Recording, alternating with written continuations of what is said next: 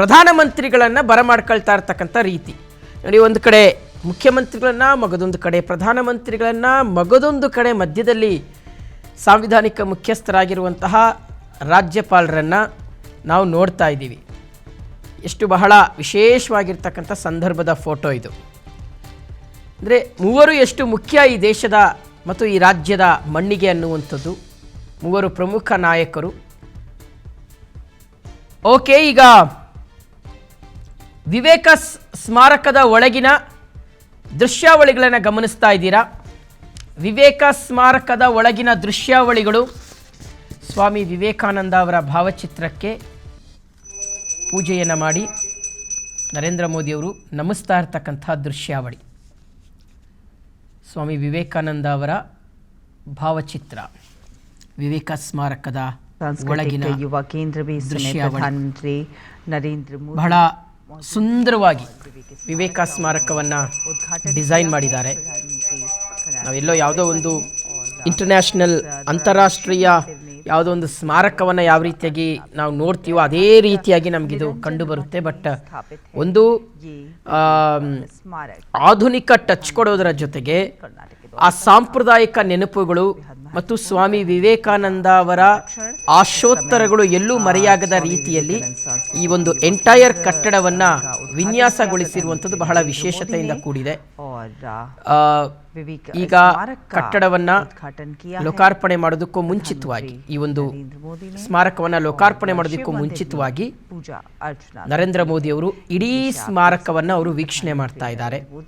ಸ್ವತಃ ಅವರೇ ಸ್ವಾಮಿ ವಿವೇಕಾನಂದ ಅವರಿಗೆ ನಮಸ್ಕಾರ ಮಾಡಿದ್ದಾರೆ. ಅವರ ಭಾವಚಿತ್ರಕ್ಕೆ ನಮಸ್ಕಾರ ಮಾಡಿ ಅದಾದ್ಮೇಲೆ ಅಲ್ಲಿರ್ತಕ್ಕಂತಹ ವಿವಿಧ ಕೊಠಡಿಗಳು, ಅದು ಸ್ಪರ್ಧಾತ್ಮಕ ಪರೀಕ್ಷೆಗಳ ಅಧ್ಯಯನ ಕೊಠಡಿ ಆಗಿರಬಹುದು, ಗ್ರಂಥಾಲಯ ಆಗಿರಬಹುದು, ವಿಚಾರ ಸಂಕಿರಣ ಕೊಠಡಿ ಆಗಿರಬಹುದು, ಆಡಳಿತ ಸಂಕೀರ್ಣ, ಯೋಗ ಮತ್ತು ಧ್ಯಾನ ಮಂದಿರ, ಸಂವಾದ ಕೊಠಡಿ, ಪುಸ್ತಕ ಮಳಿಗೆ, ಆಮೇಲೆ ಸ್ವಾಮಿ ವಿವೇಕಾನಂದ ಅವರ ಚಿತ್ರ ಪ್ರದರ್ಶನವನ್ನು ಸಹ ಮಾಡಿದ್ದಾರೆ. ಅಂದ್ರೆ ಸ್ವಾಮಿ ವಿವೇಕಾನಂದ ಅವರ ಜೀವನ ಯಾವ ರೀತಿಯಾಗಿತ್ತು ಮತ್ತು ಅವರ ಬದುಕಿನ ಶೈಲಿ ಯಾವ ರೀತಿಯಾಗಿತ್ತು, ವಿವಿಧ ಕಾಲಘಟ್ಟಗಳಲ್ಲಿ ಸ್ವಾಮಿ ವಿವೇಕಾನಂದ ಅವರು ಯಾವ ರೀತಿಯಾಗಿ ಇದ್ರು, ಎಲ್ಲೆಲ್ಲಿ ಅವರು ಭೇಟಿ ಕೊಟ್ಟಿದ್ರು, ಎಲ್ಲೆಲ್ಲಿ ಅವರನ್ನ ನೋಡುವಂಥ ಭಾಗ್ಯ ಜನರಿಗೆ ಸಿಕ್ಕಿತ್ತು, ಎಲ್ಲವನ್ನೂ ಸಹ ಜನರಿಗೆ ಒಂದು ರೀತಿಯಾಗಿ ಆ ಕಥೆ ಕಣ್ಣಿಗೆ ಕಟ್ಟುವ ರೀತಿಯಲ್ಲಿ ಚಿತ್ರಗಳ ಮೂಲಕ, ಅಂದ್ರೆ ಫೋಟೋಗಳನ್ನ ಹಾಕೋದ್ರ ಮೂಲಕ ಅದನ್ನ ಅಲ್ಲಿ ಪ್ರಸ್ತುತಪಡಿಸ್ತಾ ಇದ್ದಾರೆ. ಇದರ ಜೊತೆಗೆ ಸ್ವಾಮಿ ವಿವೇಕಾನಂದ ಅವರ ಅಚ್ಚುಮೆಚ್ಚಿನ ಗುರುಗಳಾಗಿರುವಂತಹ ಸ್ವಾಮಿ ವಿವೇಕಾನಂದ ಅವರ ಬದುಕಿನ ದಿಕ್ಕನ್ನೇ ಬದಲಿಸಿದಂತಹ ರಾಮಕೃಷ್ಣ ಪರಮಹಂಸ ಅವರ ವಿಚಾರಗಳು ಸಹ ಇದರಲ್ಲಿ ಇನ್ಕ್ಲೂಡ್ ಆಗಿದೆ ವೀಕ್ಷಕರೇ. ಸೊ ಈಗ ಈ ಒಂದು ಸ್ಮಾರಕ ಲೋಕಾರ್ಪಣೆಯ ಬಳಿಕ ನರೇಂದ್ರ ಮೋದಿ ಅವರು ಮಾತನಾಡ್ತಾರೆ. ಸೊ ಅವರ ಹಿಂದ್ಗಡೆನೆ ನಾವು ಬಿಜೆಪಿ ರಾಜ್ಯಾಧ್ಯಕ್ಷರಾಗಿರುವಂತಹ BY ವಿಜೇಂದ್ರ ಅವರನ್ನ ಗಮನಿಸ್ತಾ ಇದ್ದೀವಿ. शुरुआत करते नजर आते हैं. प्रधानमंत्री नरेंद्र मोदी का दक्षिण का ये दौरा बेहद महत्वपूर्ण माना जा रहा है, क्योंकि इससे कर्नाटक को बहुत सारी विकास योजनाओं की सौगात मिलते हुए नजर आएगी. कहीं ना कहीं कनेक्टिविटी के लिहाज से देखा जाए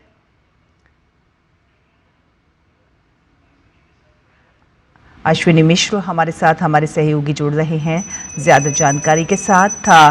अश्विनी, विवेक स्मारक का प्रधानमंत्री ने उद्घाटन किया. विवेक स्मारक में प्रधानमंत्री नरेंद्र मोदी मौजूद, जहां पर शिव मंदिर में उन्होंने पूजा अर्चना भी की है. क्या कुछ प्रधानमंत्री का आज का दौरे में विशेष रहने वाला है और क्या कुछ ಮೈಸೂರಿನಲ್ಲಿದ್ದಾರೆ.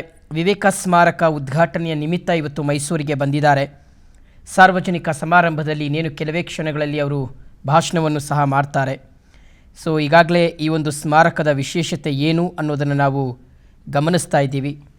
ಸ್ವಾಮಿ ವಿವೇಕಾನಂದ ಅವರು ಮೈಸೂರಿಗೆ ಆಗಮಿಸಿ ಸುಮಾರು 3 ವಾರಗಳ ಕಾಲ ಉಳಿದುಕೊಂಡಂತಹ ಪವಿತ್ರ ಸ್ಥಳವನ್ನು ವಿವೇಕ ಸ್ಮಾರಕವನ್ನಾಗಿ ಮಾಡಲಾಗಿದೆ. 45 ಕೋಟಿ ರೂಪಾಯಿ ವೆಚ್ಚದಲ್ಲಿ ಈ ಒಂದು ಸ್ಮಾರಕವನ್ನು ನಿರ್ಮಾಣ ಮಾಡಲಾಗಿರುವಂಥದ್ದು.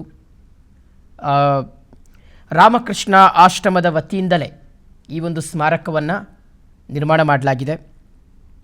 ಇದ್ರ ಜೊತೆಗೆ ಒಂದು ಬಹಳ ವಿಶೇಷವಾಗಿ ಗಮನ ಸೆಳೆಯುವಂಥದ್ದು ವೀಕ್ಷಕರೇ, ಬೆಳಗ್ಗೆಯಿಂದಲೂ ತಾವು ಗಮನಿಸಿರಬಹುದು, PNS ವಿಸ್ತಾರ ನ್ಯೂಸ್ನಲ್ಲೂ ಸಹ ಖ್ಯಾತ ಶಿಲ್ಪಿಯಾಗಿರುವಂತಹ ರಾಮಲಲ್ಲಾನ ವಿಗ್ರಹವನ್ನು ಕೆತ್ತಿದಂತಹ ನಮ್ಮ ಇದೇ ಮೈಸೂರಿನ ಶಿಲ್ಪಿಯಾಗಿರುವಂತಹ ಅರುಣ್ ಯೋಗಿರಾಜ್ ಅವರು ಬಹಳ ಅದ್ಭುತವಾಗಿರ್ತಕ್ಕಂಥ, ಬಹಳ ವಿಶೇಷವಾಗಿರ್ತಕ್ಕಂತಹ ಸ್ವಾಮಿ ವಿವೇಕಾನಂದ ಅವರ ಮೂರ್ತಿಯನ್ನು ಕೆತ್ತಿದ್ದಾರೆ. ಪುಟ್ಟದಾಗಿರ್ತಕ್ಕಂಥ ಒಂದು ಮೂರ್ತಿ, ಸುಮಾರು ಒಂದು ಅಡಿ ಇರ್ಬೋದೇನಪ್ಪ. ಅದು ಬಿಳಿ ಕಲ್ಲಿನಲ್ಲಿ ಕೆತ್ತಿರ್ತಕ್ಕಂತಹ ಶ್ವೇತವರ್ಣದ ಒಂದು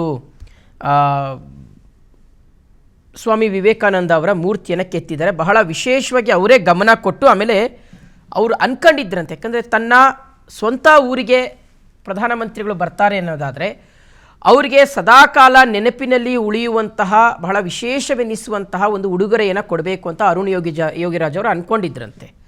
ಸೊ ಹಾಗಾಗಿ ಇವತ್ತು ಬರ್ತಾ ಇರ್ತಕ್ಕಂಥದ್ದು ಸ್ವಾಮಿ ವಿವೇಕಾನಂದ ಅವರ ಈ ಒಂದು ಸ್ಮಾರಕ ಲೋಕಾರ್ಪಣೆ ಮಾಡುವ ನಿಮಿತ್ತ. ಸೊ ಹಾಗಾಗಿ ಅದೇ ಒಂದು ಸ್ವಾಮಿ ವಿವೇಕಾನಂದ ಅವರ ಶ್ವೇತವರ್ಣದ ಒಂದು ಕಲ್ಲಿನಲ್ಲಿ ಕೆತ್ತನೆ ಮಾಡಿರ್ತಕ್ಕಂಥ ಒಂದು ಮೂರ್ತಿಯನ್ನು, ಒಂದು ಶಿಲ್ಪವನ್ನು ನರೇಂದ್ರ ಮೋದಿ ಅವರಿಗೆ ಉಡುಗೊರೆಯಾಗಿ ಕೊಡಲಿಕ್ಕೆ ಅವರು ಚಿಂತನೆಯನ್ನು ನಡೆಸಿದ್ದಾರೆ. ಆಲ್ರೆಡಿ ಅದು ಸಿದ್ಧವಾಗಿದೆ. ಕಾರ್ಯಕ್ರಮದಲ್ಲಿ ಅದು ಅವರ ಕೈ ಸೇರುತ್ತೆ. 1892ರಲ್ಲಿ ಮೈಸೂರಿಗೆ ಸ್ವಾಮಿ ವಿವೇಕಾನಂದ ಅವರು ಬಂದಿರ್ತಾರೆ ವೀಕ್ಷಕರೇ. ಸೊ ಹೀಗಾಗಿ ಅದೇ ಸ್ಥಳದಲ್ಲಿ ಈಗ ಅದನ್ನು ನಿರ್ಮಾಣ ಮಾಡಲಾಗಿದೆ. ನೋಡಿ, ಶ್ರೀ ರಾಮಕೃಷ್ಣ ಪರಮಹಂಸರ ಪರಮ ಶಿಷ್ಯರಾದಂತಹ ಸ್ವಾಮಿ ವಿವೇಕಾನಂದ ಅವರು ಈ ಸ್ಥಳಕ್ಕೆ ಬಂದು 3 ವಾರ ಉಳ್ಕೊಂಡಿದ್ದರು. ಇದರ ಜೊತೆಗೆ ಉಪನ್ಯಾಸವನ್ನು ಸಹ ಮಾಡಿದರು. ಈ ಉಪನ್ಯಾಸ ಎಷ್ಟು ಮಟ್ಟಿಗೆ ಜನರನ್ನು ತನ್ನತ್ತ ಸೆಳೆದಿತ್ತು ಅಂದರೆ, ಸ್ವತಃ ಮೈಸೂರಿನ ಮಹಾರಾಜರು ಕೂಡ ಸ್ವಾಮಿ ವಿವೇಕಾನಂದ ಅವರ ಉಪನ್ಯಾಸ ಮತ್ತು ಪ್ರವಚನವನ್ನು ಕೇಳಿದ್ರಂತೆ. ಮತ್ತು ಆಗಿನ ಮೈಸೂರಿನ ದಿವಾನರು ಕೂಡ ಸ್ವಾಮಿ ವಿವೇಕಾನಂದ ಅವರ ಪ್ರವಚನಕ್ಕೆ, ಉಪನ್ಯಾಸಕ್ಕೆ ಮನಸೋತಿದ್ರು ಅಂತ. ಹೀಗಾಗಿ ಇಲ್ಲಿ ರಾಮಕೃಷ್ಣ ಆಶ್ರಮದ ಕಡೆಯಿಂದ, ಶ್ರೀರಾಮಕೃಷ್ಣ ಆಶ್ರಮದ ಕಡೆಯಿಂದ ಈ ಒಂದು ಸ್ಮಾರಕವನ್ನು ನಿರ್ಮಾಣ ಮಾಡಲಾಗಿದೆ. ನೋಡಿ, ಅನಾಥಾಶ್ರಮ ಅಥವಾ ನಿರಂಜನ ಮಠದಲ್ಲಿ ಸ್ವಾಮಿ ವಿವೇಕಾನಂದ ಅವರು 1892 ನವೆಂಬರ್ 10ರಂದು ಬಂದು ಉಳ್ಕೊಂಡಿದ್ದರು. ಈ ವೇಳೆ ಮಹಾರಾಜರು, ದಿವಾನರು HD ಕೋಟೆಗೆ ಹೋಗಿದ್ರಂತೆ. ಅಂದರೆ ಸ್ವಾಮಿ ವಿವೇಕಾನಂದ ಅವರು ಈ ಸ್ಥಳಕ್ಕೆ ಬಂದಂಥ ಟೈಮ್ನಲ್ಲಿ ಮಹಾರಾಜರು, ದಿವಾನರು HD ಕೋಟೆಯಲ್ಲಿ ಇದ್ರಂತೆ. ಆದರೆ ಸ್ವಾಮಿ ವಿವೇಕಾನಂದ ಅವರು ಇಲ್ಲಿಗೆ ಬಂದಿದ್ದಾರೆ ಅನ್ನುವ ವಿಚಾರ ಗೊತ್ತಾಗ್ತಾ ಇದ್ದ ಹಾಗೆಯೇ ಆಗಿನ ಟ್ರಸ್ಟಿ ವೆಂಕಟಕೃಷ್ಣಯ್ಯ ಅವರು ವಿವೇಕಾನಂದ ಅವರನ್ನು ಸ್ವಾಗತಿಸ್ತಾರೆ. ಆಮೇಲೆ ಮಹಾರಾಜರು ಮತ್ತು ದಿವಾನರು ಸಹ ಇಲ್ಲಿಗೆ ಬರ್ತಾರೆ ವೀಕ್ಷಕರೇ. ಇಲ್ಲಿ ಒಂದು ಶಿವನ ದೇವಾಲಯ ಇದೆ. ಇದು ಸ್ವಾಮಿ ವಿವೇಕಾನಂದ ಅವರನ್ನು ಹೆಚ್ಚು ಆಕರ್ಷಿಸ್ತು.